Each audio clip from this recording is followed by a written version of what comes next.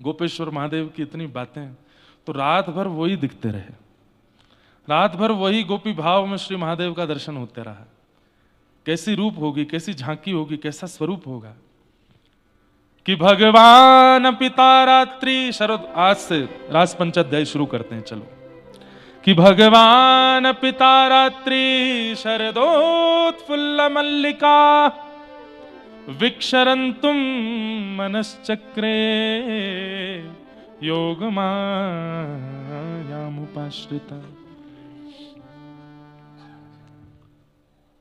योग मायाम उपाश्रिता।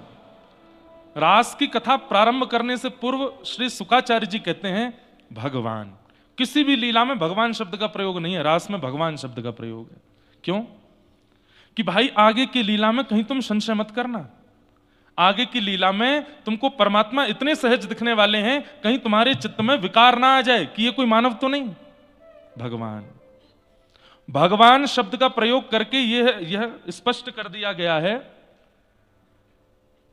भगवान शब्द का प्रयोग करके स्पष्ट कर दिया गया है कि क्रिया करने वाला व्यक्ति बहुत बुद्धिमान है, इसलिए उनकी क्रिया पर संशय मत करना।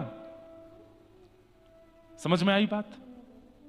जैसे कोई सफर पर गया बालक, तो बड़े घर का कोई पूछता है साथ में कौन गया, तो साथ में जिम्मेवार व्यक्ति का जब नाम बोल दिया जाता है तो हम लोग निश्चिंत हो जाते, ठीक है वो साथ में है, सफर अच्छा ही होगा, वो साथ में है तो मंगल में ही लौट के आएंगे। ठीक वैसे ही रास की कथा प्रारंभ करने से पूर्व ही बता दिया, बोले रास करने वाला व्यक्ति कोई सामान्य नहीं है, जिम्मेवार व्यक्ति है। कौन? भगवान। षड ऐश्वर्यों से युक्त जो है उसको भगवान कहते हैं। उत्पत्ति प्रलयम चैव भूतानाम अगति गति वित्तिम विद्याम अविद्याम च सवाच्यो भगवान इति।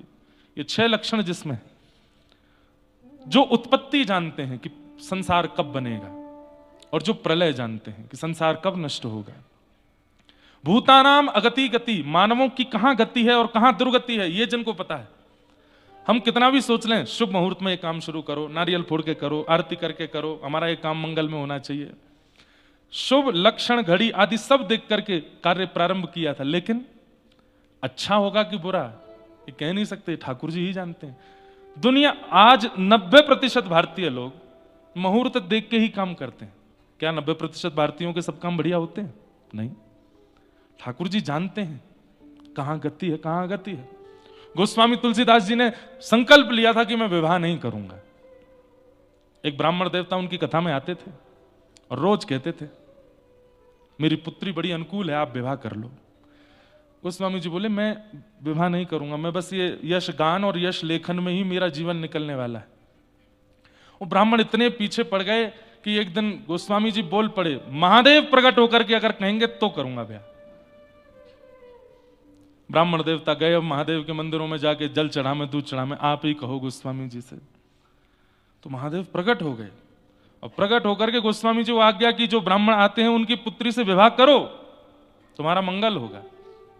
अब हम इसको क्या समझेंगे कि भाई अनुकूल पत्नी आएगी, समय पर ध्यान रखेगी, हमारी भक्ति में विघ्न नहीं डालेगी, हमारे साथ भजन किया करेगी, अनुकूल रहेगी।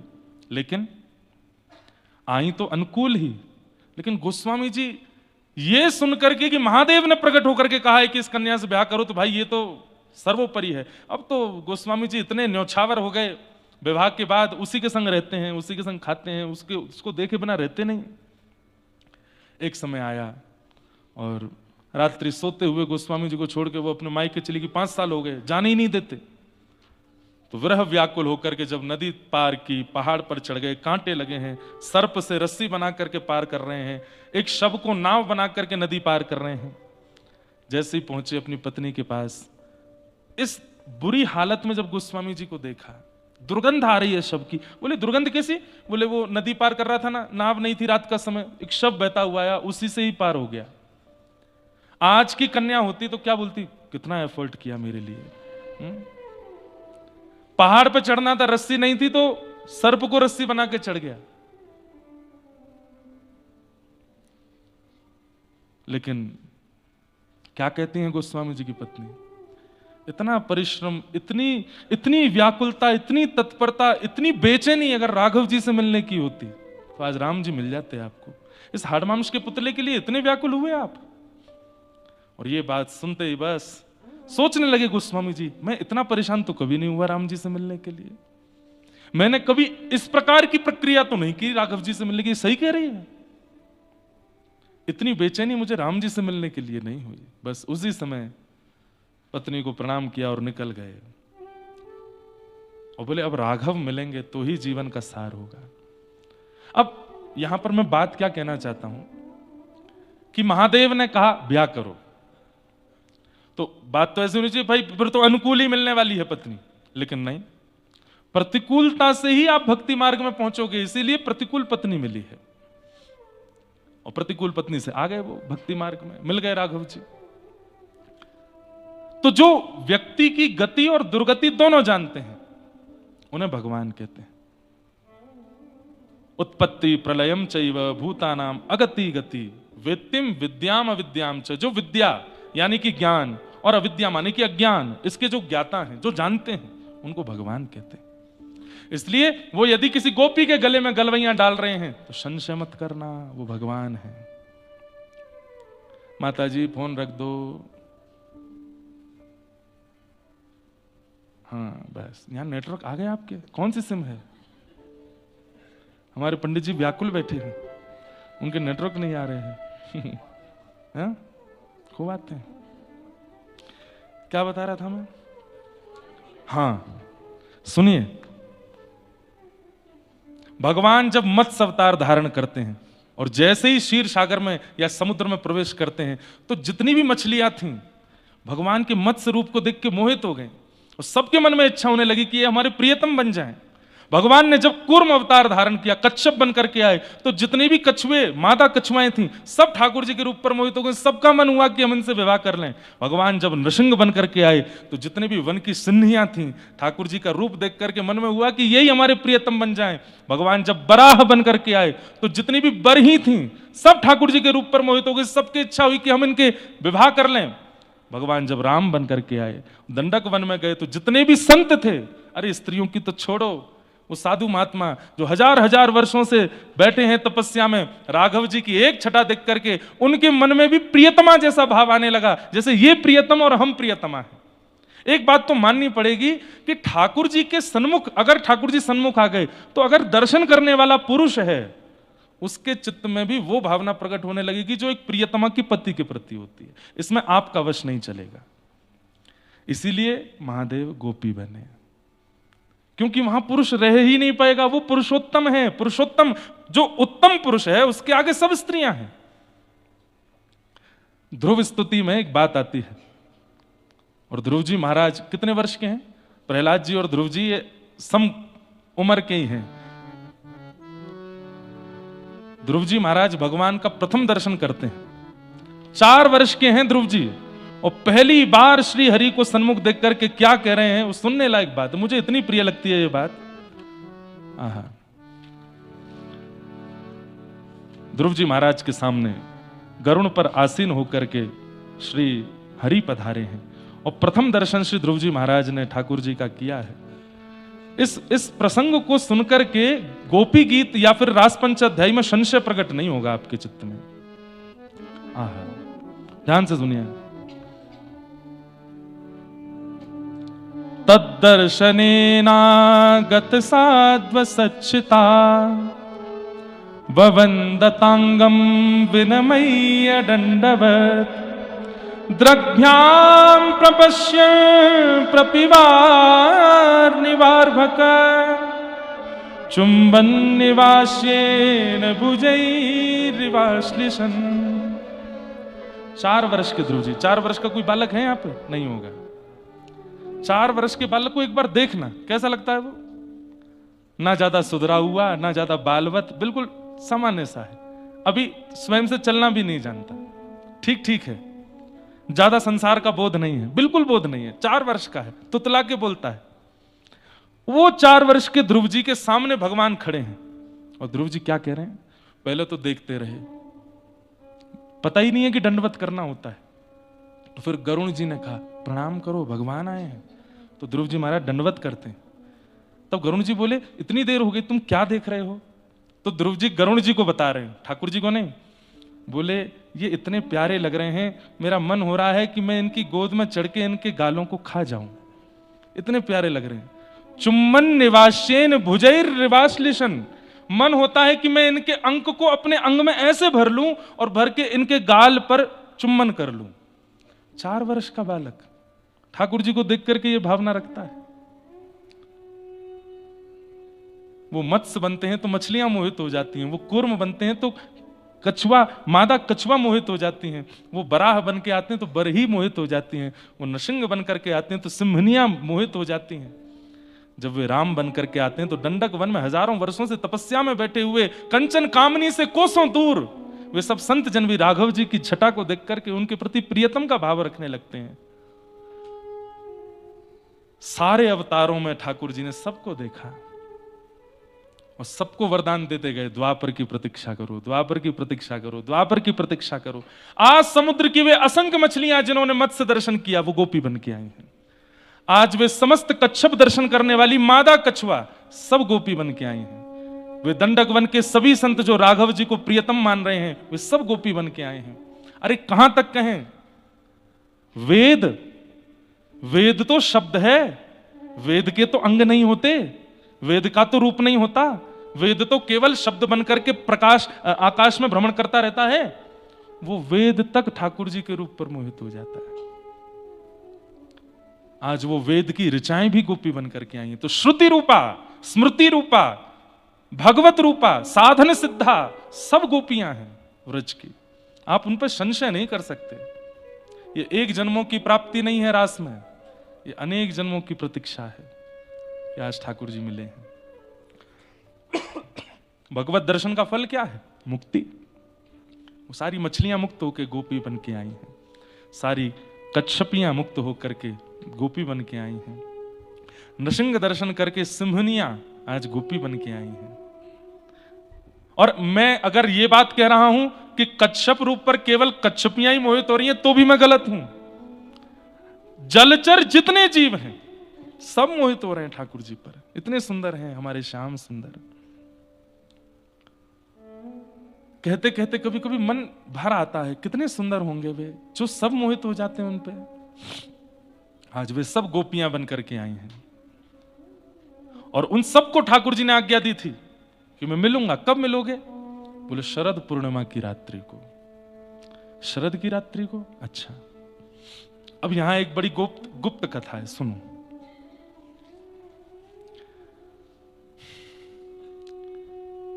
जब से श्याम सुंदर ने श्री प्रिया जी का दर्शन किया, बहुत ध्यान से बैठिएगा और सावधानी से सुनिएगा। जब देखी वृषभानु जाय, हिय बिच उठी हूंक, वंशी रह गई हाथ में, फिर न लागी फूंक। जब से श्री प्रिया जी का दर्शन किया है और अभी गोवर्धन लीला हुई, तो गोवर्धन लीला में जब ठाकुर जी ने गिरिराज जी धारण किए, उसी समय श्री वृषभानु बाबा किशोरी जी को लेकर के सामने खड़े हो गए। तो किशोरी जी के प्रभाव से ठाकुर जी 7 दिन तक खड़े रहे। अब ये सब दृश्य, ये सब भाव मैं पहले भी कथाओं में बहुत बार विस्तृत रूप से बता चुका हूं कि गर्गाचार्य जी क्या क्या बता के गए थे। आज सब ब्रजवासियों ने कहा कि भैया, हे नंद बाबा, हे भानु बाबा, आपके दोनों बालक जो हैं ये ब्रज की रक्षा करते हैं, इनका ब्याह करो। और तब ठाकुर जी का विवाह किशोरी जी से हुआ। कहां हुआ? भांडीर वन में हुआ। किसने कराया? ब्रह्मा जी ने कराया। गर्ग संहिता की कथा।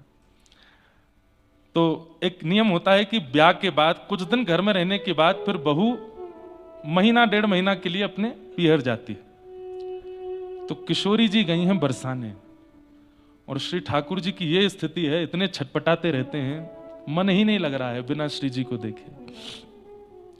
मधुमंगल तन सुखा मन सुखा धन सुखा। बोले लाला सही कह मैं। सब लोग बोले का? बोले ब्याह के बाद सब बदल जाए, तू बदल गो। बोले क्यों?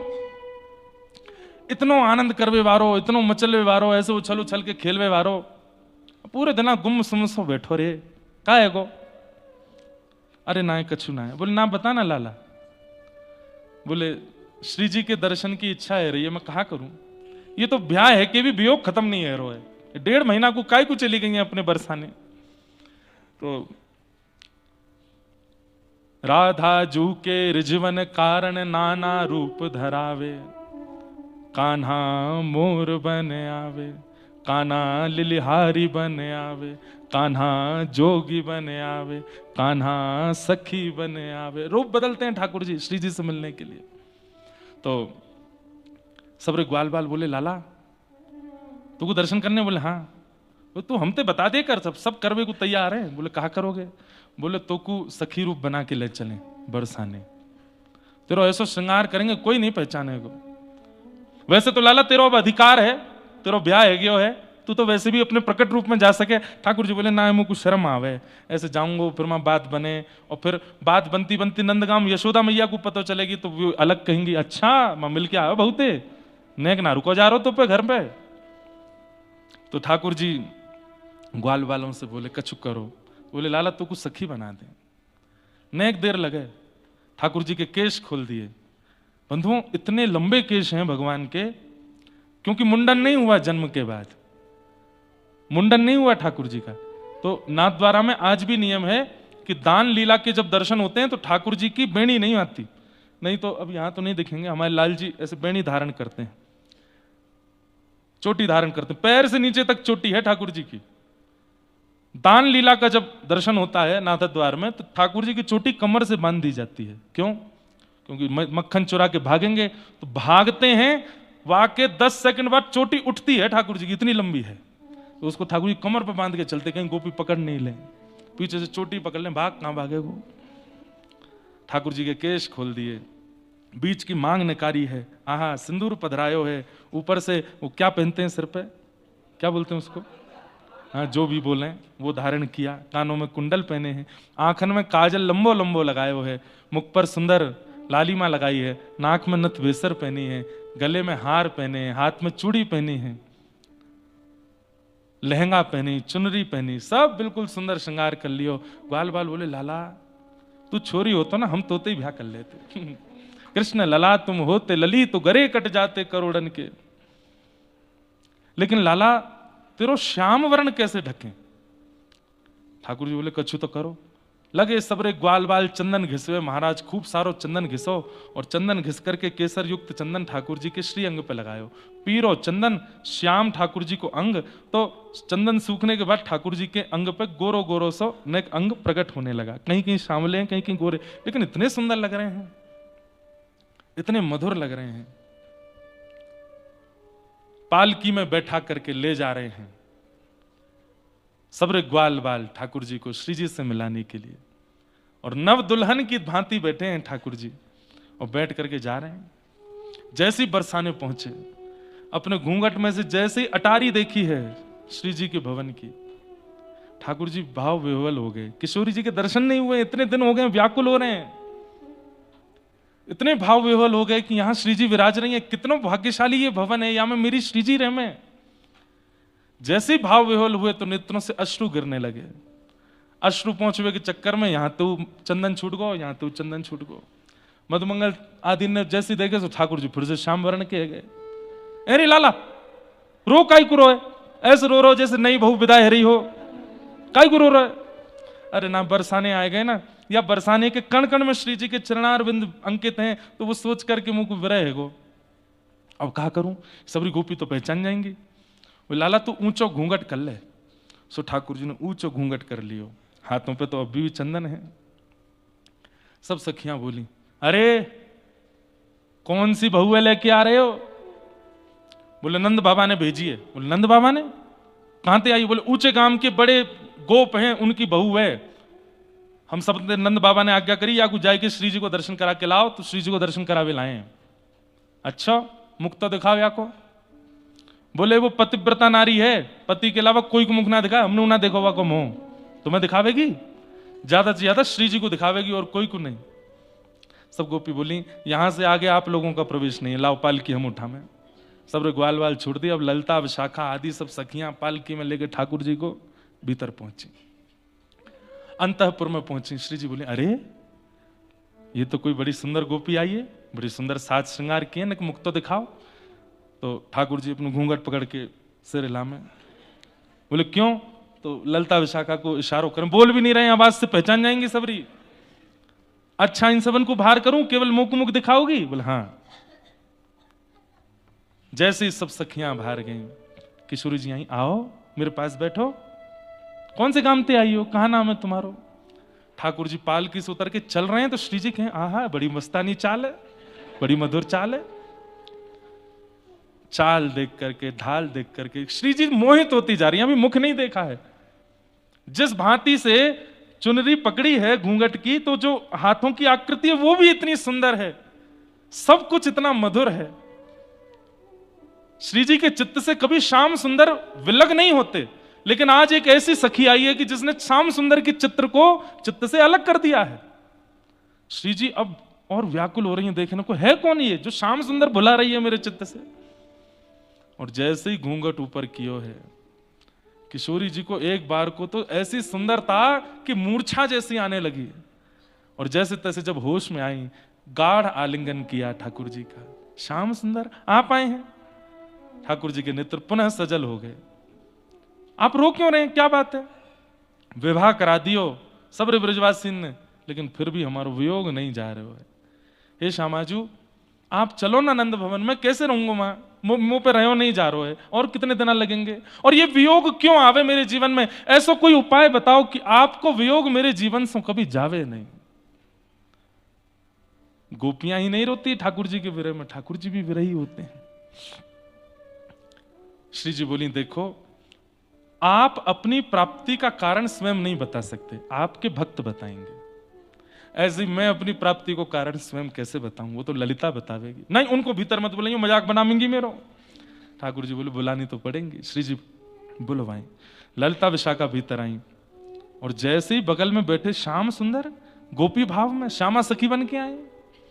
अब तो ललिता आदि सखियां इतनी भाव विवल दौड़ करके गई, थाल सजा करके लाई। अरे वाह, आज तो सखी रूप धारण करके आए हो, बड़े सुंदर लग रहे हो, बड़े प्यारे। आरती करी। श्री जी ने कही, शंका को समाधान करो। बोले क्या? ठाकुर जी चाहे कि मेरो वियोग इनको कभी नहीं हो, उसके लिए इनको क्या करना पड़ेगा वो बताओ। ललिता विशाखा बोली, अच्छा ठाकुर जी पहले पांव पड़ो ललिता के, पहले हमारे पांव पड़ो, चरण में प्रणाम करो। ललिता जी को प्रणाम कियो, विशाखा को प्रणाम कियो, अष्ट सखीन को प्रणाम कियो। बोले ऐसा कोई अचूक उपाय बताओ कि श्री जी को विरह मुकु को भी हो ही नहीं। तब ललिता जी बोली, प्रेम की स्वामिनी है, महादेव को भी प्रेम वही सिखाती है। ललिता जी बोली, आपको एक अनुष्ठान करना पड़ेगा। बोले कौन सा अनुष्ठान? बोले वंशी देवी की आराधना करनी पड़ेगी। बोले कैसी आराधना? बोले नित्य अपने अधर पर धारण करो, अपनी कोमल उंगलियों से उनके छिद्रों को आच्छादित करो, अपनी नाक के मोती से उनके ऊपर छत्र चवर करो, और केवल किशोरी जी को स्मरण करके वंशी बजाओ। महीना डेढ़ महीना तक आपको यही उपासना करनी पड़ेगी, यही आराधना करनी पड़ेगी। इसी आराधना के फल में आपको फिर वंशी देवी की कृपा से श्री जी को आह्लादनी स्वरूप प्रकट होकर के आशीष देगो, तब आपकी आराधना सफल होगी। तब ठाकुर जी ने वंशी देवी के अनुष्ठान किए हैं। एकांत में बैठ करके केवल और केवल वंशी पर राधा नाम ही गाते हैं ठाकुर जी, दिन रात केवल राधा राधा राधा राधा, और उसी भाव से वंशी बजाते हैं। ना गैयाओं के लिए आज वंशी बजी है, ना गोपियों के लिए, ना ग्वाल बालों के लिए, ना यशोदा मैया नंद, आप किसी के लिए वंशी नहीं बजाते हैं। वंशी केवल किशोरी जी, अनुष्ठान चल रहा है ठाकुर जी का। मास पर्यंत ठाकुर जी ने अनुष्ठान किया, राधा नाम में वंशी की ध्वनि जब की है, तब मास पूर्ण होने के बाद किशोरी जी प्रकट हुई, और किशोरी जी ने कहा, श्याम सुंदर आगे की लीला में आपको व्रज से भी जाना पड़ेगा, फिर मेरा वियोग कैसे सहोगे? तब ठाकुर जी भाव विह्वल होकर के चरणों में गिर गए। हे श्यामाजू, आप मेरी आह्लादनी शक्ति हैं, आप चाहें तो मेरे जैसे अनेक निर्माण करके आगे की लीला में भेज सकती हैं। ऐसा कुछ कीजिए ना कि आगे की लीला कोई और करे और मैं सदा आपके पास ही रहूं। किशोरी जी बोली, वो तो संभव होगा, आपका प्रभाव स्वरूप और स्वभाव स्वरूप दो प्रकट होंगे। स्वभाव रूप से आप सदा यही निवास करोगे, प्रभाव रूप से मथुरा द्वारिका की लीला करोगे, लेकिन वह प्रभाव स्वरूप भी मेरे विरह में बहुत व्याकुल हो जाएगा। तब क्या करेंगे? तो बोले एक ऐसी स्मृति हम प्रकट कर देते हैं जो स्मृति आपके चित्त का कभी त्याग नहीं करेगी, और उस स्मृति से मेरा वियोग सदा आपको आनंदित करता रहेगा। और वो स्मृति क्या होगी? बोले महारास। हम आपके साथ महारास करेंगे, और महारास के भाव से आपके चित्त में एक ऐसी स्मृति प्रगाढ़ हो जाएगी, जब जब नेत्र बंद करेंगे तब तब वह महारास की झांकी दिखा करेगी।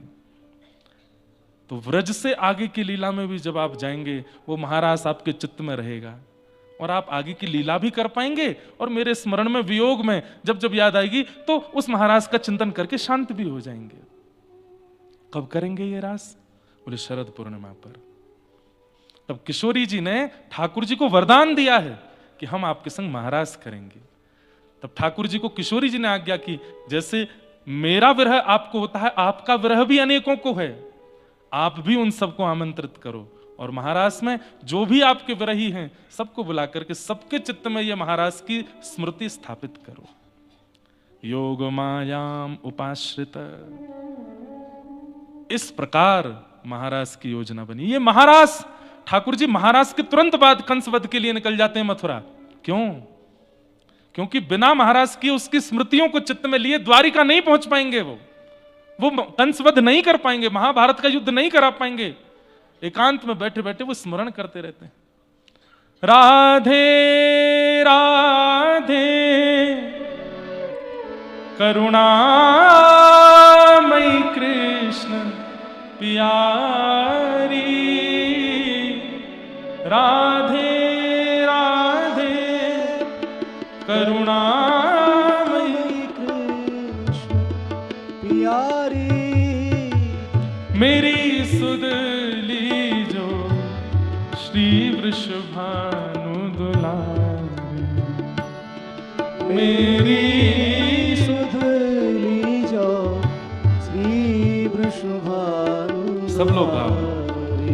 बंधुओं, मथुरा में बैठे कृष्ण, द्वारिका में बैठे कृष्ण यही गाते रहते हैं। याद आती है जब किशोरी जी की बहुत, नहीं सह पाते उस वेदना को, लेकिन प्रकट नहीं कर सकते किसी के आगे। तब एकांत में बैठ करके केवल श्री जी को याद करते हुए ठाकुर जी गाते हैं,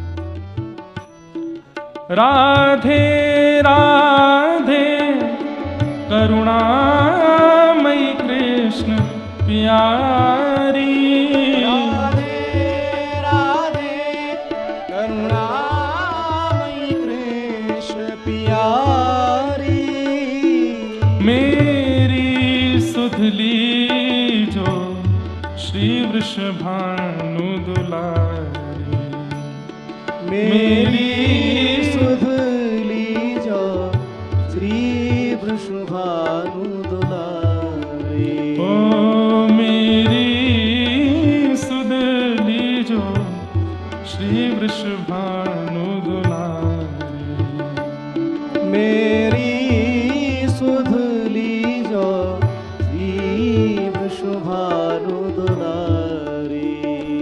हे मनोहारिणी रासेश्वरी रस रूपा, हे मनोहारिणी रासेश्वरी रस रूपा, हे मनोहारिणी रासेश्वरी रस रूपा, हे मनोहारिणी रासेश्वरी रस रूपा, ब्रज विलासिनी ब्रज वासिनी ब्रज की भूपा, ब्रज विलासिनी ब्रज वासन ब्रज की भूपा, हे अखिल लोक चूड़ामणि कीर्ति किशोरी, अखिल लोक चूड़ामणि कीर्ति किशोरी, मेरी सुध लीजो श्री वृषभानु दुलारी, मेरी सुध लीजो श्री वृषभानु। मुक्तिनाथ में बैठे हैं बंधु। मुक्ति कहे गोपाल से, मेरी मुक्ति बताओ। सबको मुक्ति मैं देती हूं, मेरी मुक्ति कैसे होगी? तब यही नाथ कहते हैं, बोले ब्रजमंडल चली जा, किशोरी जी की चरण रज उड़ मस्तक पड़े, मुक्ति मुक्त है जाए। वो मुक्ति भी मुक्त हो जाती है वृंदावन जाकर के किशोरी जी की चरण रज से। ऐसे मुक्तिनाथ में मन में भाव आता है कि कहीं आज यहां निवास करने वाली मुक्ति और नाथ, तो मुक्ति ही तो नहीं कह रही हूं कि आप कथा करके जा रहे हैं, जाते जाते किशोरी जी के कुछ भाव सुना जाइए, ताकि इस मुक्ति को भी लगे कि मैं भी धन्य हो गई हूं। ज्ञान की बातें तो यहां सब करते हैं, वैराग्य तो यहां सबको हो जाता है, भक्ति भी यहां आके सब कर लेते हैं, पर मुक्ति का उद्धार तो हमारी श्री जी के चरण कमल से ही होता है।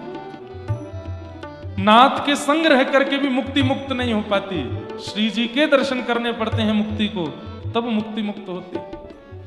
आज ऐसे मुक्तिनाथ में मुक्ति के भाव से और नाथ के भाव दोनों ही मानो गा रहे हैं हमारे साथ। राधे राधे करुणामयी कृष्ण प्यारी, राधे राधे करुणामयी कृष्ण प्यारी, मेरी सुधली जो श्री वृषभानु दुलारी, मेरी सुधली जो श्री वृषभानु दुलारी।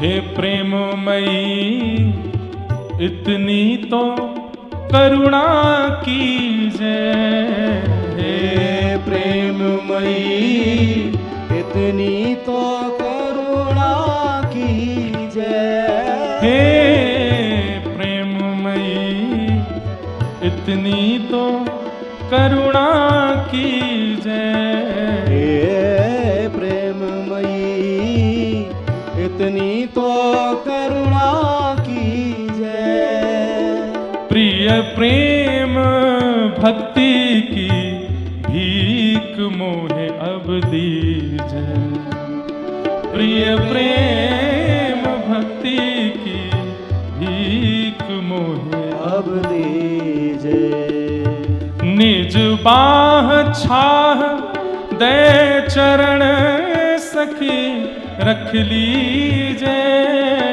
निज बाह छाह दे चरण शरण रख लीजिए, हे वृंदावनी हमारी यूं कर लीजे, हे वृंदावनी हमारी कर कितनी बढ़िया बात है।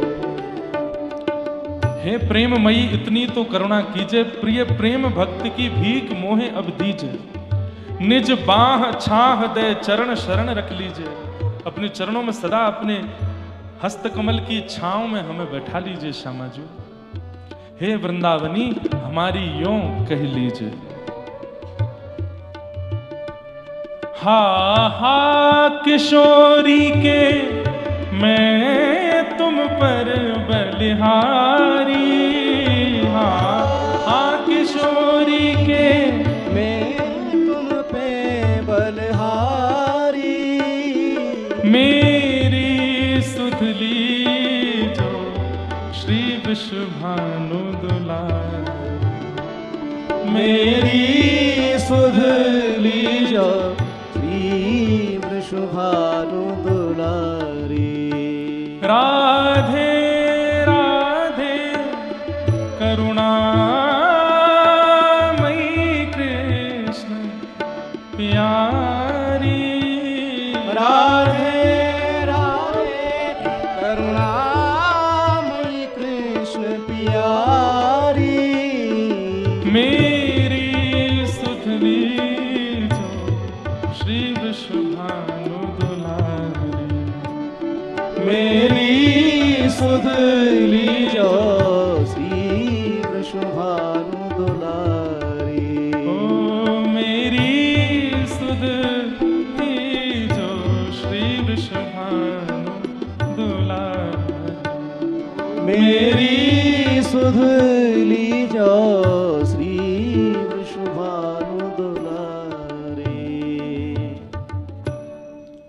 किशोरी जी ने वरदान दिया है ठाकुर जी को, और वंशी देवी की अनुष्ठान से यह वरदान मिला है कि हम शरद पूर्णिमा पर आपके संग रास करेंगी, जिसकी स्मृति सदा आपके चित्त में रहेगी। किशोरी जी यह भी नहीं चाहती कि आगे की लीला ना हो। विश्व कल्याण के लिए कृष्ण अवतरण हुआ है, तो आगे की लीला में भी तो आपको जाना है। स्वभाव रूप से तो आप सदा हमारे संग ही रहोगे, लेकिन आप जब आगे जाओगे और जब व्रज वृंदावन और मेरी याद आएगी तो कैसे रहोगे? तो व्रज तजने से पूर्व हम महाराज करेंगे, और उस महाराज की स्मृति सदा आपके चित्त में रहेगी, आपके सदा चित्त को वो सुख देगी।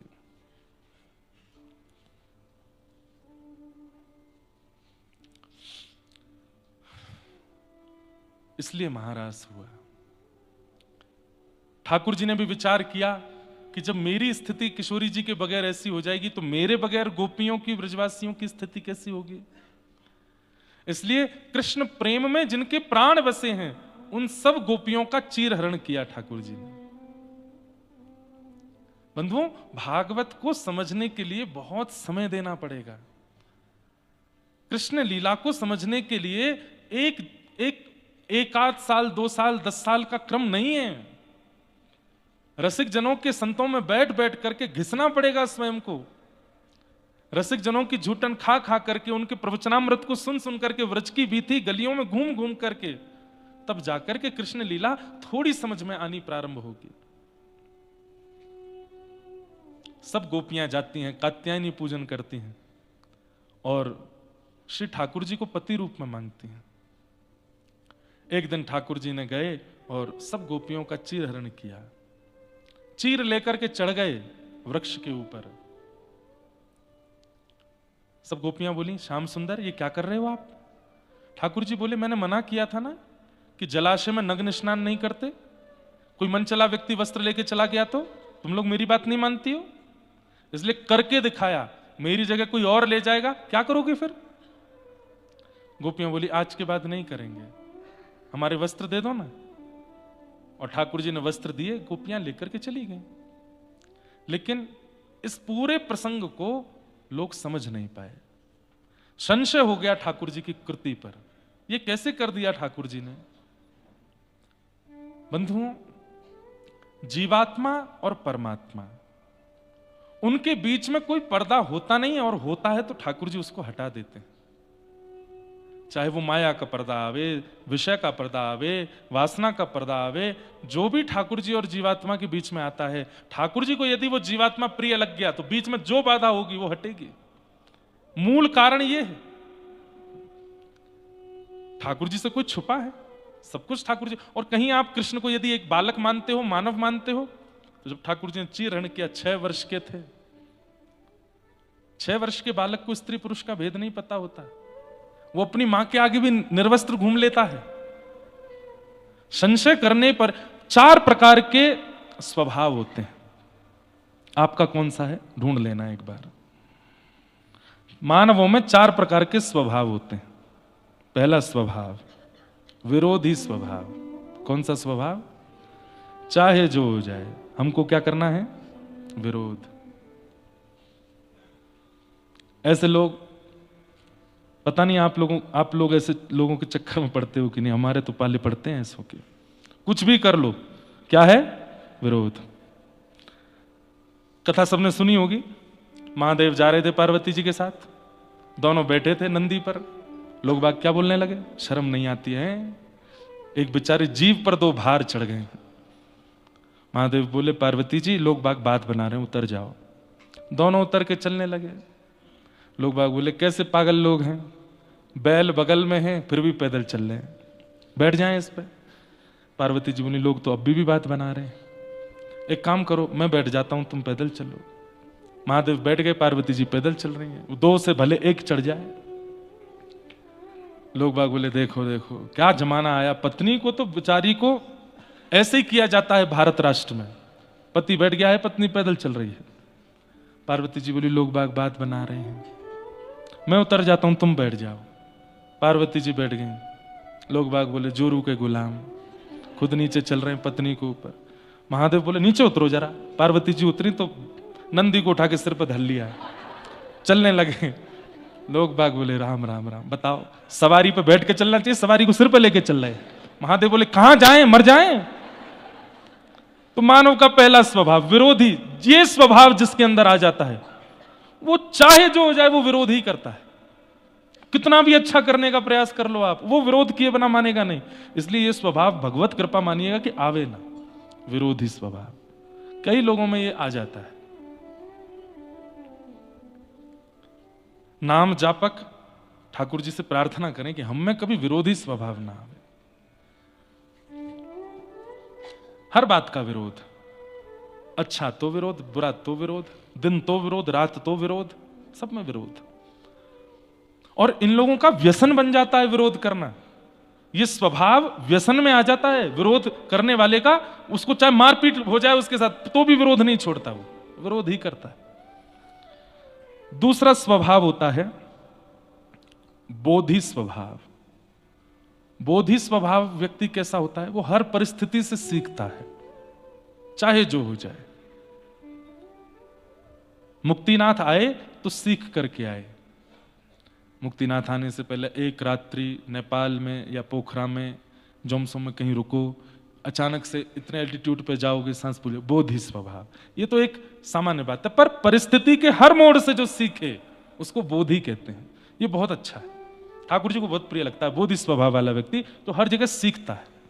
यहां मैंने ये सीखा, यहां मैंने ये सीखा। श्री दत्त प्रभु 24 अवतार, 24 गुरु हैं उनके, सबसे सीख रहे हैं, सबसे सीख रहे हैं। अरे कबूतर से सीख रहे हैं, जिसको सब उपेक्षा करते हैं उस वैश्या से सीख रहे हैं दत्तात्रेय भगवान। क्या सीखा? बोले मैंने पिंगला नाम की वैश्या से सीखा कि वो रोज श्रृंगार करके बैठती है और प्रतीक्षा करती है कि कोई प्रेमी मेरे से मिलने आएगा, लेकिन रात हो जाती है, कोई मिलने नहीं आता, तो विलक करके अपना श्रृंगार उतार के बैठ जाती है। लेकिन एक दिन उसके मन में आता है कि मैं संसार के लिए इतना श्रृंगार करती हूं, एक बार श्याम सुंदर के लिए करके देखूं। और जब वो श्याम सुंदर के लिए श्रृंगार करती है, वही एक परम साधिका बन जाती है, परम भक्त बन जाती है। मैंने उसको गुरु बना लिया। छोटे बालक से मैंने सीखा, कबूतर से मैंने सीखा, मधुमक्खी से मैंने सीखा, सबसे सीख रहे हैं। इसको कहते हैं बोधि स्वभाव, जो सबसे सीखता है। विरोधी स्वभाव, बोधि स्वभाव। और तीसरा होता है निरोधी स्वभाव। ये निरोधी कैसा होता है? सब पर कंट्रोल करने वाला। घर में, परिवार में, मित्र में एक व्यक्ति तो ऐसा होता है जिसका निरोधी स्वभाव, सबको रोकता ही रहता है। नहीं नहीं नहीं, ये मत करो, ऐसा हो जाए, नहीं नहीं ये मत करो, ऐसा हो जाए, ये नहीं, ये तो करना ही नहीं है। निरोधी स्वभाव, सब पर कंट्रोल करने वाला। ऐसे मत चलो, ऐसे चलो, ये मत पहनो, ये पहनो, ये मत खाओ, ये खाओ, अभी मत सो, यहां सो, इससे बात मत करो, उससे करो। ऐसा व्यक्ति भी अपना और अपने संग वालों का जीवन बर्बाद कर देता है। बहुत ज्यादा कंट्रोल करने वाला, निरोधी स्वभाव। और चौथा और अंतिम स्वभाव होता है सुबोधि स्वभाव। विरोधी, बोधि, निरोधी और सुबोधि। सुबोधि का मतलब क्या है? कोई भी क्रिया करने से पहले 2 बार सोचता है, उसके अच्छे और बुरे का चिंतन करता है, ये सुबोधि। इन 4 स्वभावों में 2 स्वभाव संसारी हैं, विरोधी और निरोधी, और 2 स्वभाव ठाकुर जी को अति प्रिय हैं। कौन कौन से? बोधि और सुबोधि। सुबोधि कौन? जो कोई भी क्रिया करने से पहले 2 चीजें सोचता है, अच्छा और बुरा। ठंड हो रही है, मौसम ठंडा है, मैं अगर यहां कुछ ठंडा पीऊंगा तो क्या होगा? 2 बातें सोच रहा है। बोले अगर मैं इसको पीऊंगा तो मेरे मन को तो अच्छा लगेगा, जीव को तो अच्छा लगेगा, पेट को तो अच्छा लगेगा, लेकिन फिर दूसरी बात सोचता है, स्वास्थ्य बिगड़ सकता है। स्वास्थ्य बिगड़ने के बाद क्या होगा? बोले मुझे यहां से वापस जाना पड़ेगा, मैं 7 दिन नहीं रुक पाऊंगा, मुझे 2 दिन में ही लौटना पड़ेगा। फिर उसके बाद जो प्रक्रिया करता है, ये अर्जुन का स्वरूप है, वो 2 बात सोचता है। इसलिए श्री कृष्ण उसको ज्ञान देते। तो 4 स्वभाव होते हैं, बोधि नहीं, विरोधी, बोधि, निरोधी और सुबोधि। इनमें से 2 स्वभाव ठाकुर जी को प्रिय हैं। बोधि और सुबोधि, ये दो स्वभाव चित्त में लाओ, क्योंकि निरोधी और विरोधी यदि बन गए, ये स्वभाव ऐसा है मरते दम तक नहीं छोड़ेंगे आपको। ये कंट्रोल करने का जिनके अंदर स्वभाव स्वरूप आ जाता है ना, अंतिम श्वास तक ऐसे ही रहते हैं वो। और विरोध का स्वभाव जिनका आ जाता है, वो भी अंतिम श्वास तक ऐसे ही रहते हैं। ठाकुर जी का विरोध हो गया, चीर हरण किया भगवान कृष्ण ने, गोपियों का चीर हरण किया भगवान कृष्ण ने। तो फिर भगवान शब्द का प्रयोग मत करो, कृष्ण शब्द का प्रयोग करो। और अगर आप भगवान शब्द का प्रयोग नहीं करते, कृष्ण शब्द का प्रयोग करते हो, तो चीर हरण के समय ठाकुर जी 5.5 वर्ष के हैं, 6 वर्ष के। कल हम लोग चर्चा कर रहे थे कि कृष्ण स्वरूप को कोई कैरेक्टर प्ले नहीं कर सकता। अगर आज का फिल्म जगत चाहे कि हम कृष्ण लीला दिखावें, वो दिखा देंगे, लेकिन कृष्ण चित्त का स्पर्श नहीं कर पाएंगे, क्योंकि वो मानव बन ही नहीं पाएगा जो कृष्ण हैं। इसलिए आप कोई आकृति ड्राइंग के माध्यम से बना दो, कला के माध्यम से बना दो, शालिग्राम के माध्यम से बना दो, तो उनमें भले ही कृष्ण आभास हो जाए, नहीं तो मानव कभी कृष्ण बन के नहीं आ सकता। या फिर 8 वर्ष से छोटे बालक चाहे तो कृष्ण रूप धारण कर सकते हैं। 8 वर्ष के बाद आदि जैसे रेशे आने शुरू होते हैं ना मुखमंडल पर, और सबसे बड़ी बात स्वभाव में चतुरता, चंचलता, चपलता, वो कृष्ण को ढाल नहीं पाएंगे अपने अंदर। बुरा नहीं मानिएगा, मैंने आज तक इतने चलचित्र देखे हैं, पर मुझे कोई कृष्ण स्पर्श नहीं कर पाए। हाँ, राम जरूर स्पर्श किए थे एक बार पुरानी रामायण में, लेकिन कृष्ण नहीं छू पाए, क्योंकि कृष्ण कोई हो ही नहीं सकता, कृष्ण एक ही हैं। इसलिए कोई कला चित्र के माध्यम से भले ही आप कृष्ण बना दो, मानव कृष्ण नहीं बन पाएगा। और गोपियों को आज्ञा कर दी भगवान ने कि जिन कात्यायनी मैया की तुम पूजा करके मुझे पति रूप में मांगती हो, मैं वचन देता हूं, क्या? शरद पूर्णिमा पर मैं रास विहार करूंगा। और आज वही शरद पूर्णिमा की रात्रि आई है। भगवान पिता रात्रि शरदो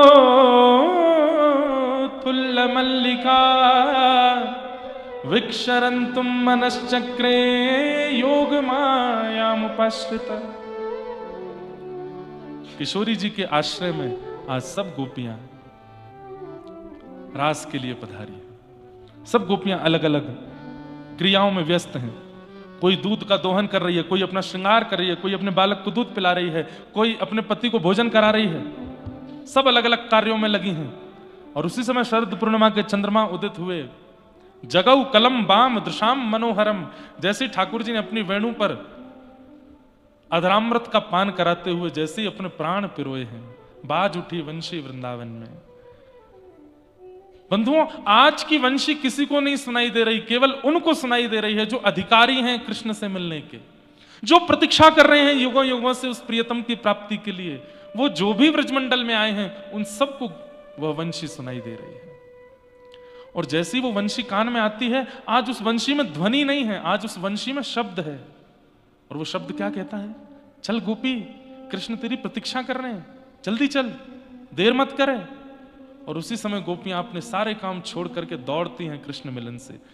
शुक्राचार्य जी वर्णन करते हैं, स्थिति संभालने के लिए भी नहीं रुकाई है गोपियां कि हम कोई कार्य कर रही हैं उसको संभाल के तो जाए ना। जैसे ही ध्वनि आई तुरंत दौड़ती है, मानो जैसे कब से तैयार बैठी थी जाने को।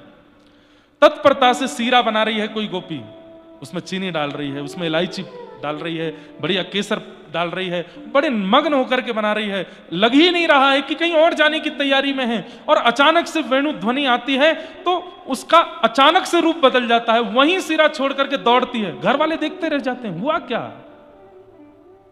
कोई गोपी आंजलोचने अपने आंख में काजल लगा रही थी। जैसी वेणु की ध्वनि आई, एक आंख में ही काजल लगा है, दूसरी आंख में लगा ही नहीं, दौड़ी है कृष्ण मिलन के लिए। बीच मार्ग में किसी गोपी ने कहा, अरे तेरी एक आंख बड़ी, एक आंख छोटी सी लग रही है, दूसरी आंख में तो लगा के नहीं आई, जल्दी जा, विचित्र लगेगी। अब दूसरी आंख में जब लगाने के लिए गई है तो हाथ कांप रहे हैं, श्रृंगार में तत्परता नहीं आ पा रही है, क्योंकि ठाकुर जी बुला रहे हैं। एक बात स्पष्ट है, व्यक्ति जब ठाकुर जी के आमंत्रण में होगा ना, तो अपनी किसी भी व्यवस्था को सुधार नहीं पाएगा। केवल भगवत सेवा ही उससे बढ़िया हो सकती है, बाकी वो किसी और व्यवस्था में उचित नहीं रह पाएगा। नहीं कर पा रही अपना श्रृंगार, आज तक कभी ऐसा नहीं हुआ था कि काजल ना लगा हो, लेकिन आज नहीं लग पा रहा है। क्यों? व्याकुलता हो रही है, तन मन चित्त सब व्याकुल हो रहा है ठाकुर जी से मिलने के लिए। तभी संपूर्ण काजल हाथ में लेकर के पूरे मुंह पे लगा लेती है। बोले एक जगह लगाऊंगी तो अच्छे बुरे का भान होगा, पूरा ही काजल युक्त होगा तो अच्छे बुरे का कोई भान नहीं। दौड़ पड़ी। गोपियां हंसने लगी, अरे तू कहां बन के आई है, ऐसी कारी कारी बन के आई है। अरे आज पहली बार कृष्ण ने बुलाया, कम से कम श्रृंगार तो मधुर करके आ। शुकाचार्य जी कहते हैं वो गोपी कह रही है, श्याम सुंदर यदि रूप देखते तो सबसे पहले पूतना को स्वीकार करते, नहीं किया उसको स्वीकार। इसका मतलब रूप उनको प्रिय नहीं है। रूप जैसा भी हो, केश जैसे भी हो, वस्त्र जैसे भी हो, जन्म जैसा भी हो, जाति जैसी भी हो, कृष्ण को इन सब से कोई फर्क नहीं पड़ता। आपका चित्त कैसा है? कौन दिखाता है इन सब भावों को कि गोपियां कैसे जा रही हैं? एक गोपी स्नान कर रही थी और जैसे ही वेणु की ध्वनि आई अस्त व्यस्त वस्त्रों में दौड़ पड़ी है। एक गोपी जैसे ही दौड़ने लगी, पति ने रोक लिया, कहां जा रही हो? बोले आज आत्मा के पति बुला रहे हैं, उनके पास जा रही हैं। पति ने बंद करके दरवाजा लगा दिया बाहर से, भाग के तो दिखा। तुरंत ध्यान समाधि में बैठ गई और बोली तुम्हें ये शरीर प्रिय है ना, रख लो इसे अपने पास, मैं आत्मा से उनके पास चली जाऊंगी। और तुरंत प्राण त्याग दिए वहीं पर, और प्राण त्याग करके गोपी पहुंची है रास में। ये 1-2 दिन या 1-2 वर्ष की प्रतीक्षा तो नहीं हो सकती, ये युगों की प्रतीक्षा है गोपियों की, ये युगों की प्रतीक्षा है। असंख्य गोपियां खड़ी हैं श्याम सुंदर के सन्मुख। किसी के केश बिखरे हैं, किसी का रूप बिगड़ा है, किसी के वस्त्र अस्त व्यस्त हैं। और आयु कितनी है? बोले आबाल वृद्ध वनिता, 6 वर्ष से लेकर के 120 वर्ष तक की गोपी है।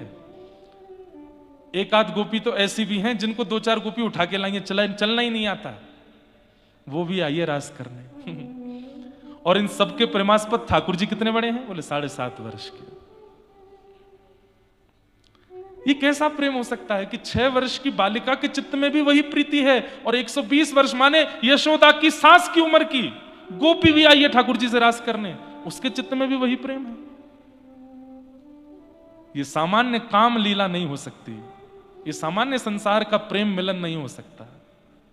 हमारे यहां आयु देखी जाती है, रूप देखा जाता है, स्वरूप देखा जाता है, त्वचा देखी जाती है, व्यवहार स्वभाव देखा जाता है। यहां कुछ नहीं देखा जा रहा है, केवल चित्त की प्रीति देखी जा रही है। गोपियां सब सामने खड़ी हैं, ठाकुर जी वेणु बजा रहे हैं मधुर। और थोड़ी देर में जैसी वेणुनाद विश्राम हुआ, नेत्र खोल करके देखा, असंख्य गोपियों को देख करके ठाकुर जी वेणु अपने कमर में रखते हैं और ठाड़े होकर के बोले स्वागतम वो महाभाग।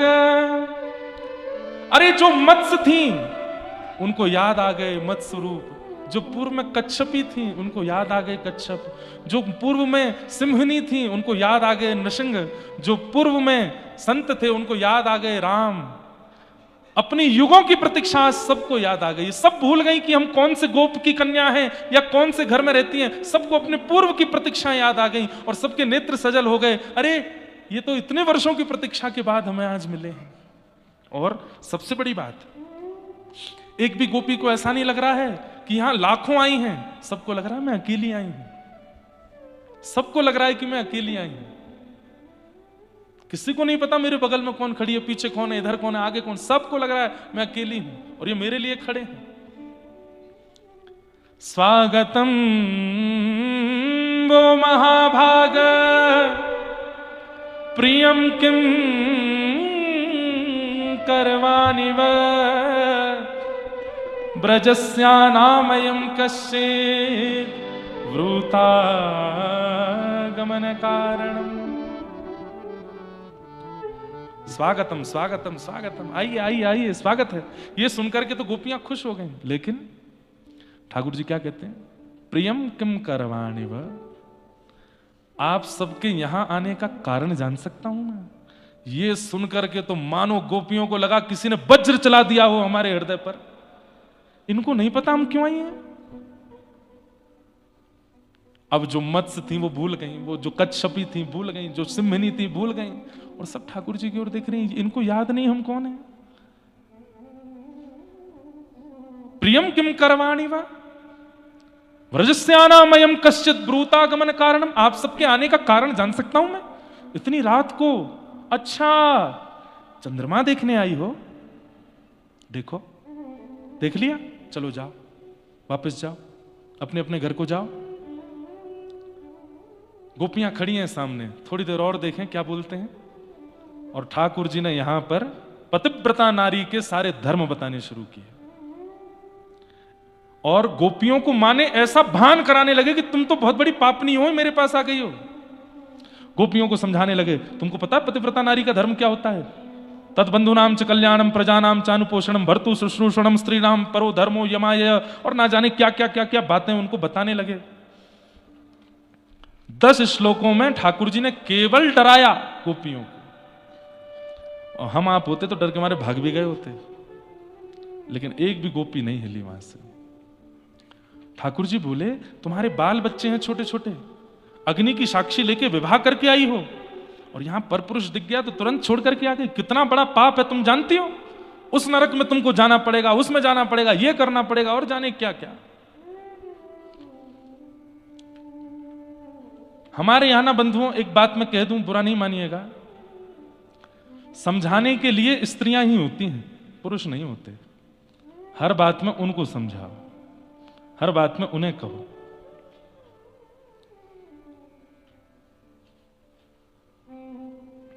प्रथम दिन कथा में एक प्रसंग आया था कि जलंधर की पत्नी है वृंदा, और वृंदा के पातिव्रत के कारण जलंधर की मृत्यु नहीं हो रही, जिसके कारण जलंधर पूरे तीनों लोक में नाश मचाए बैठा है।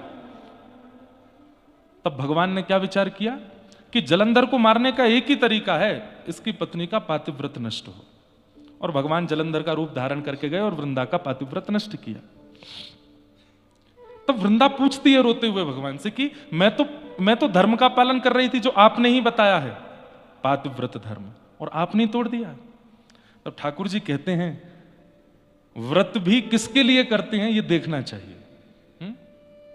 ऐसे तो राक्षस भी तप करते हैं, ऐसे तो रावण, कंस, शिशुपाल, दंतवक्र भी हिमालय पर जाकर के तपस्या करते हैं, पर उनकी तपस्या के पीछे उद्देश्य क्या होता है? नाश। हम व्रत किस उद्देश्य से करते हैं वृंदा, यह समझना आवश्यक है। तुम जिस पति के लिए पातिव्रत का पालन कर रही हो, वो पति क्या कर रहा है? पार्वती जी का पातिव्रत धर्म नष्ट करना चाहता है।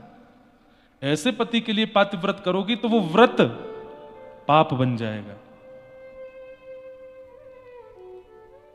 पति शब्द का अर्थ होता है रक्षक। यदि पति इन शब्दों में घटित नहीं होता है तो वो पति नहीं है, वो भक्षक है। उसके लिए पातिव्रत नहीं करना है। ऐसे ही सेम पत्नी के लिए भी है। पति भी यदि पत्नी व्रती रहना चाहता है कि मैं एक पत्नी व्रती रहूं, लेकिन पत्नी अपने नाम शब्द, पत्नी शब्द का भी अर्थ क्या है? पति की सेविका या पति की रक्षिका। और पत्नी भी यदि उस भाव में नहीं है तो पति को भी नहीं करना है उसके प्रति व्रत।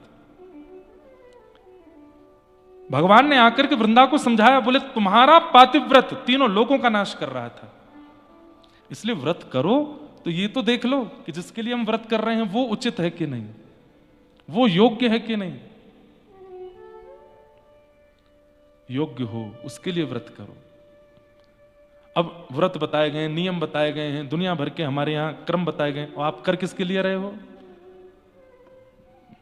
शनि महाराज के लिए भयंकर तप हो रहा है, भैरव महाराज के लिए तप हो रहा है, आदि आदि देवताओं के लिए तप हो रहा है। तब तो उसके लिए करो जो भाग्य बदलना जानता हो, और वो केवल नारायण है। इसीलिए तो भगवान इंद्र की पूजा बंद करा करके गिरिराज पुजवाए कि भाई तुम पूजा कर रहे हो सालों से, लेकिन किसकी कर रहे हो ये तो देखो।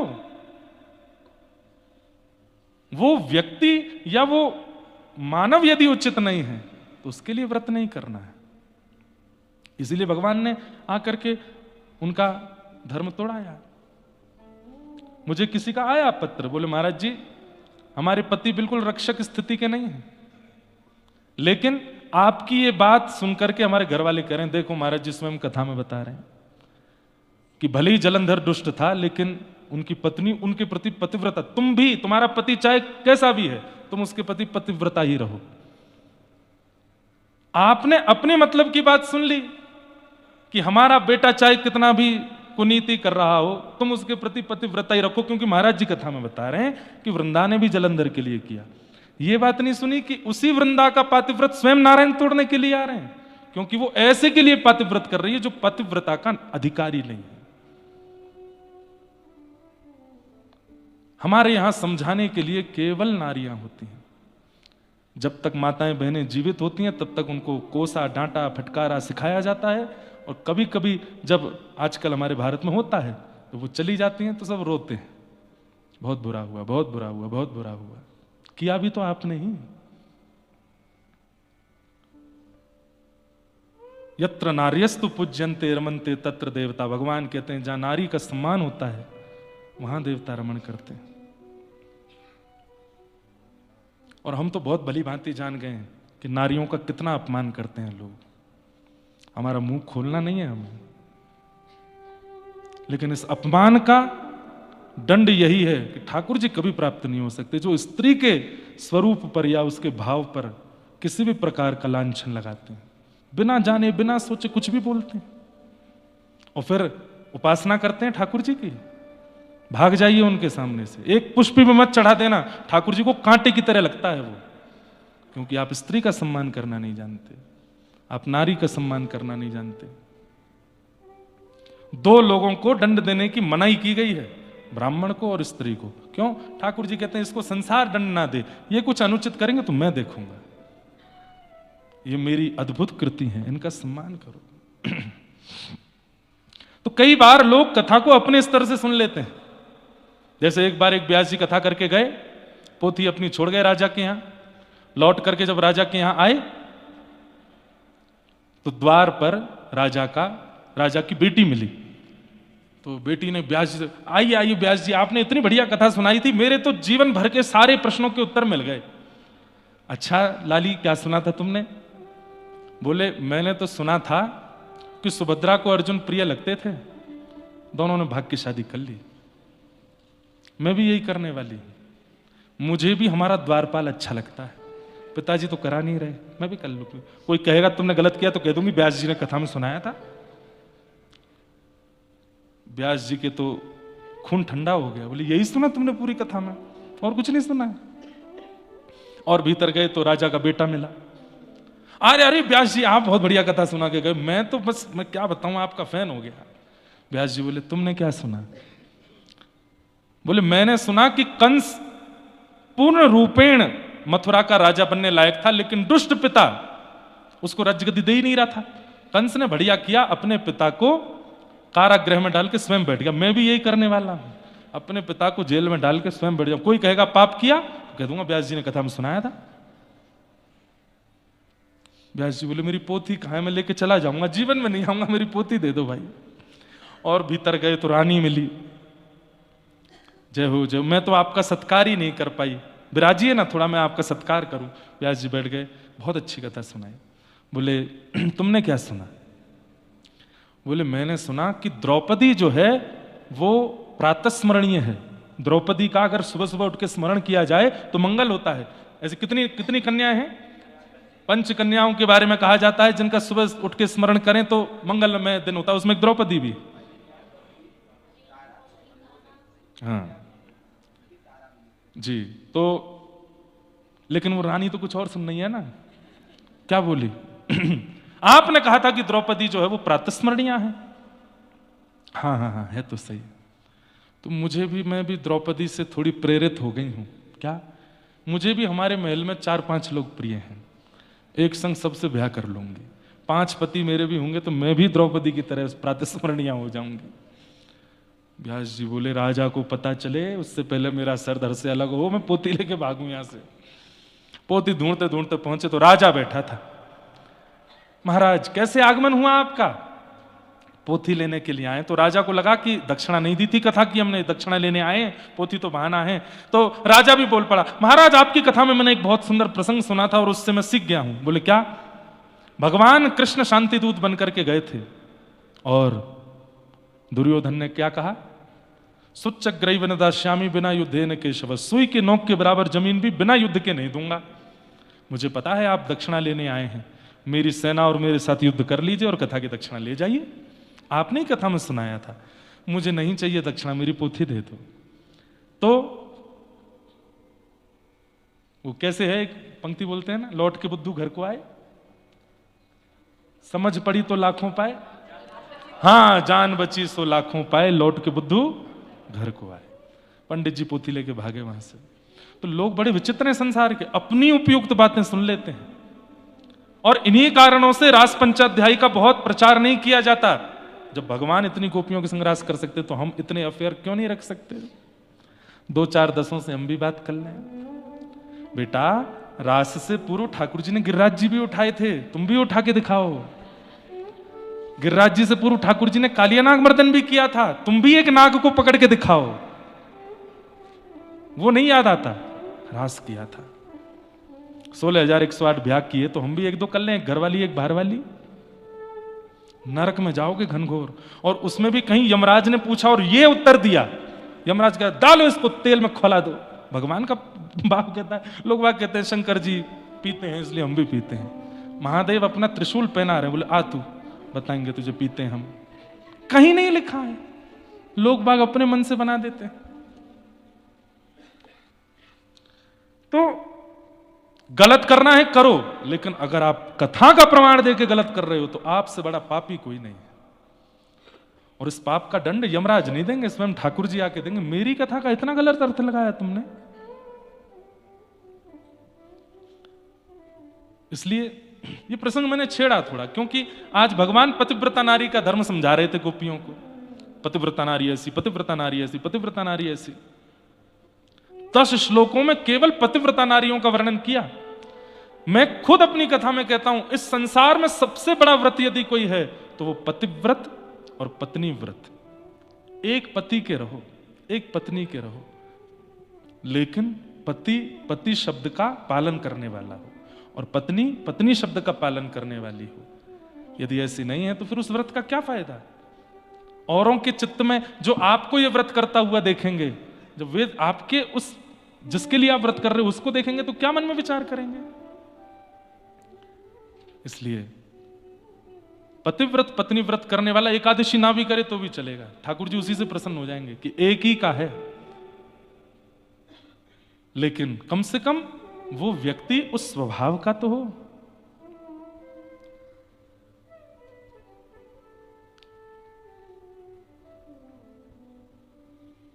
भगवान ने पातिव्रत धर्म बताया।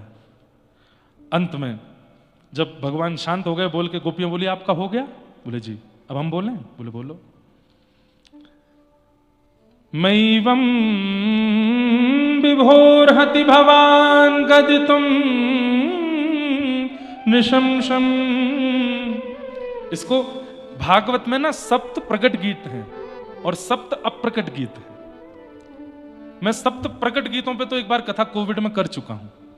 रुद्र गीत, वेणु गीत, गोपी गीत, भ्रमर गीत, युगल गीत, ऐल गीत और भिक्षुक गीत, ये सप्त प्रकट गीत हैं भागवत के। इन पर कथा एक बार हम कर चुके हैं। भागवत में सप्त अप्रकट गीत भी हैं जो प्रकट नहीं है। उनमें से एक गीत ये है, इसको कहते हैं प्रणय गीत। ये गोपियां गा रही हैं। क्या कह रही हैं? जब भगवान ने कहा पतिव्रता नारियों के धर्म ये होते हैं, तुम सब पाप कर रही हो मेरे पास आकर के, तब ठाकुर जी को गोपियां उत्तर देती हुई कहती हैं कि मैवं विभोर्हति भवान गदितुम निशंसम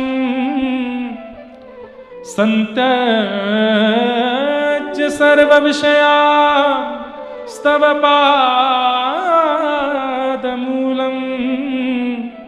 भक्ता भजस्स दुर्वग्रहमान् त्यजास्मान् देवो यथादि पुरुषो भजते मुमुक्षुम्।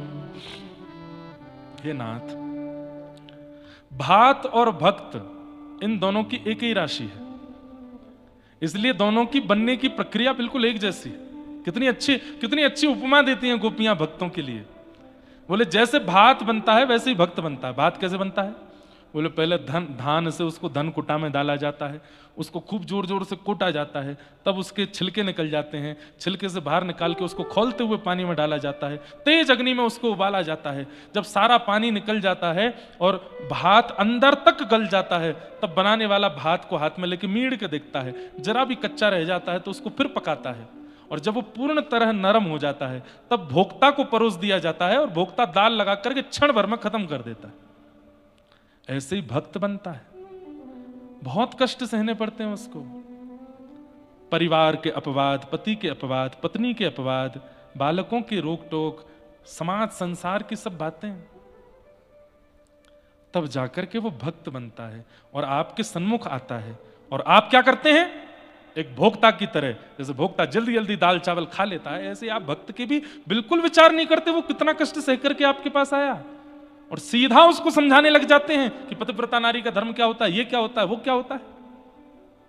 आप ही कहते हैं सब छोड़ करके मेरे पास आओ, एक विषय भी यदि चित्त में रहेगा तो मेरी प्राप्ति नहीं होगी। प्रेम गली अति सांकरी, तामे दो ना समाए। और आज जब हम सब छोड़ करके आ गए तो हमसे कह रहे हो कि वापस लौट जाओ। तो फिर क्यों कहा था आपने कि सब छोड़ो मेरी शरण में आओ? सर्वधर्मान परित्यज्य माम एकम शरणम व्रज। क्यों कहते हो आप ऐसी बातें कि सब छोड़ के मेरी शरण में आओ? और जब कोई छोड़ के आता है तो फिर क्यों उसको वापस वही सब दिखाते हो? गोपियां उत्तर नहीं दे रही हैं, फटकार रही हैं ठाकुर जी को। और गोपियां फिर एक उत्तर देती हैं, क्या? बोले नाथ, हमने कोई गलत काम नहीं किया, हमारा पातिव्रत धर्म टूटा नहीं है, बल्कि पातिव्रत धर्म का आज फल मिला है। क्यों? विश्वपति के सामने हम खड़ी हैं। आप कोई नंद जी के लाला हो, आप कोई यशोदा के लाला हो, हम सब जानती हैं आप कौन हो। बोले कौन हूं मैं? न खलु गोपिका नंदनो भवान अखिल देना अंतरात्मद्रे विखन सार्थितो विश्वगुप्तये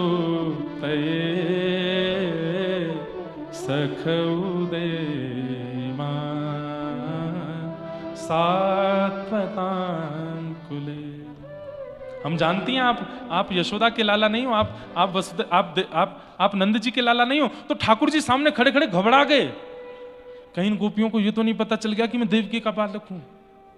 ठाकुर जी बोले यशोदा का लाला नहीं हूं, नंद जी का लाला नहीं हूं, तो फिर मैं कौन हूं?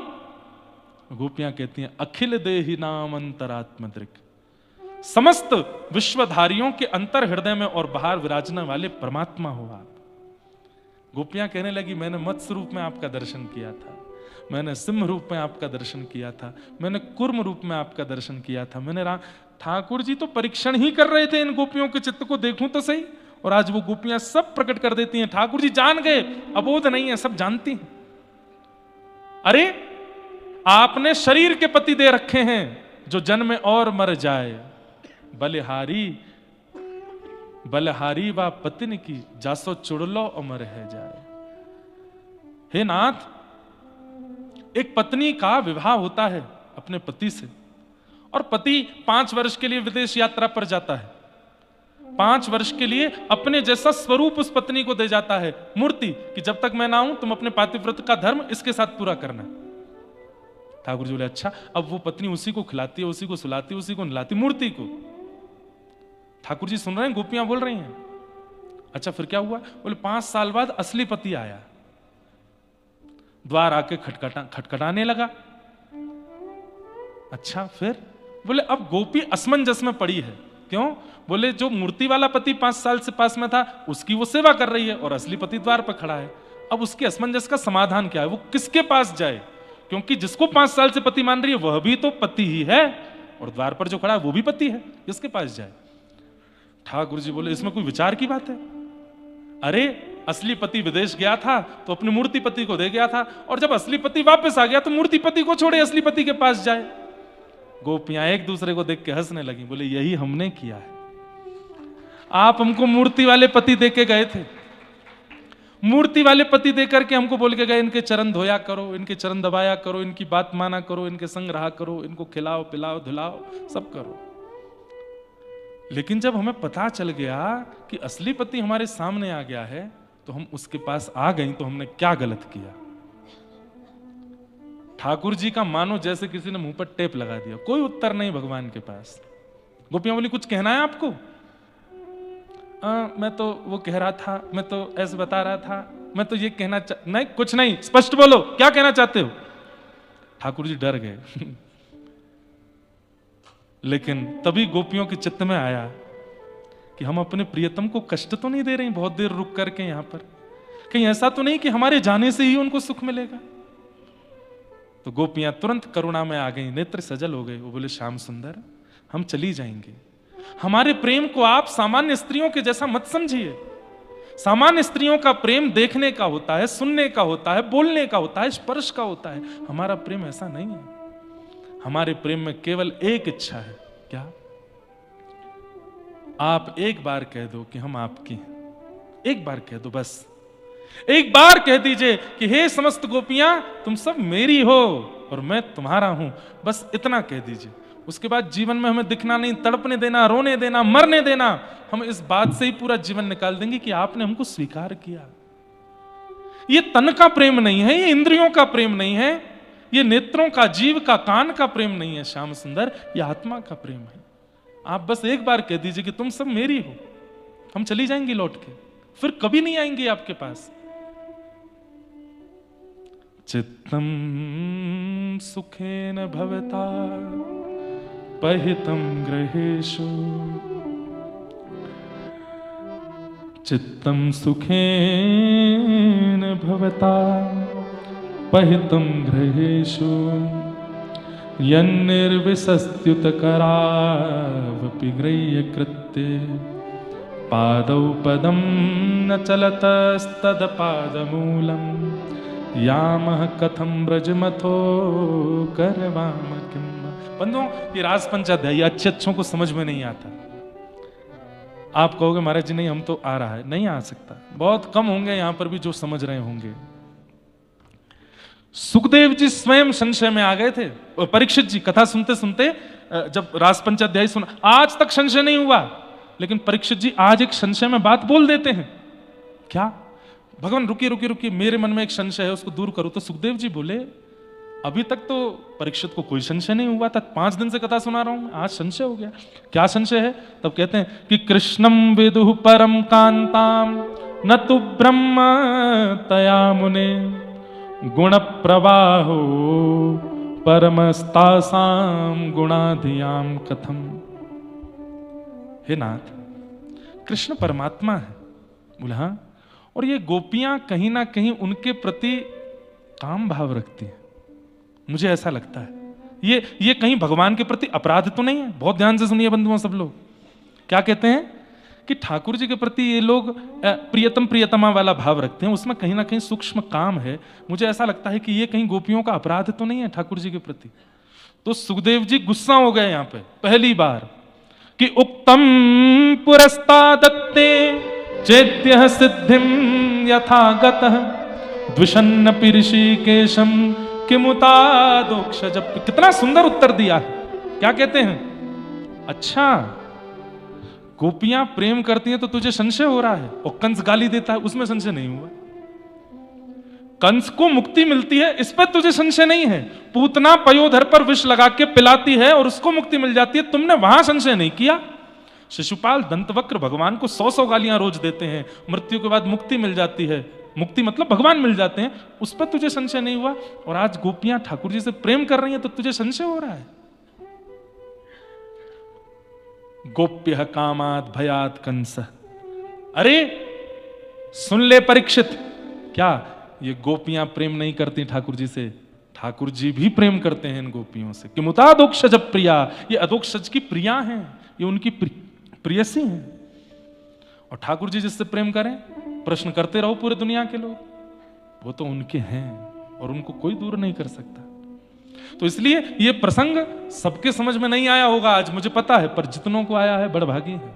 क्योंकि रास का प्रसंग सबको नहीं आता है। रास पंचा पूरी भागवत पचाई जा सकती है, रास पंचाध्यायी पचता नहीं है, क्योंकि इतनी शाखाएं हैं एक एक भाव के, एक एक बात की, कितना व्याख्या करें, क्योंकि एक व्याख्या में एक और प्रश्न प्रकट हो जाता है, अच्छा ऐसा तो फिर ऐसा क्यों। इसलिए तर्क कुतर्क वितर्क जिनके भी चित्त में होगा उनको रास समझ में नहीं आ सकता, प्रेमियों को ही आ सकता है। पर पता नहीं मैंने आज क्यों बोला है, यहां रात भर गोपेश्वर दिखे हैं इसीलिए बोला है, गोपियां। और मैंने कहा ना मुक्ति रहती है ना यहाँ पे, सबको मुक्ति देती है, तो उन्होंने थोड़ी जिज्ञासा की है कि जा रहे हैं आप तो थोड़ी सी मुक्ति पर भी कृपा कर दीजिए, मुक्ति को किशोरी जी का कुछ रस दे दीजिए। इसलिए नाथ और मुक्ति दोनों को प्रसन्न करने के लिए थोड़ा श्री जी का भाव आज कहा। गोपियां कहती हैं हम जा रही हैं, हम जा रही हैं, हमारी एक वस्तु आपके पास है वो वापस करो। ठाकुर जी बोले क्या है मेरे पास? बोले चित्त, हमारा मन है आपके पास, वो वापस कर दो। क्यों? बोले हम घर में काम करती हैं, मन आप में लगा रहता है, नहाने जाती है मन आप में लगा रहता है, श्रृंगार करती है मन आप में लगा रहता है, बच्चों को दूध पिलाती है मन आप में लगा रहता है, पति के पास बैठती है मन आप में लगा रहता है। वो मन जो आपके पास है वो वापस करो हमको, ताकि हम उनमें मन लगा सकें। नहीं तो पादौ पदम न चलतस्तद पाद मूलात्, हमारे हम पैर रखते कहीं है, जाते कहीं है, करती कुछ है, होता कुछ है, दे दो वापस। ठाकुर जी बोले ये तो नहीं हो सकता। तो बोले नहीं हो सकता ना, तो हमें स्वीकार करो। दो ही तरीके हैं आपके पास, या तो हमको स्वीकार करो या हमारा मन वापस करो। ठाकुर जी बोले मन तो वापस नहीं कर सकता, तो बोले फिर हमें स्वीकार करो। और ठाकुर जी प्रसन्न होकर के खड़े हो गए, बोले मैं तो आप सबका परीक्षण कर रहा था, मैं आप सबके चित्त को देख रहा था कि कैसा है, कैसा लगा? बोले कि पूर्ण योग्य है मेरे, अब आओ मैं रास करूंगा। वास्तव में सब आ गए थे, किशोरी जी नहीं आई थी अभी तक, तो ठाकुर जी तो इसलिए समय खींच रहे थे श्री जी आ जाएं। और इतने में ही तप्त कांचन गौरांगी श्री राधे वृंदावनेश्वरी पधारी हैं। बोलो राधा रानी की जय।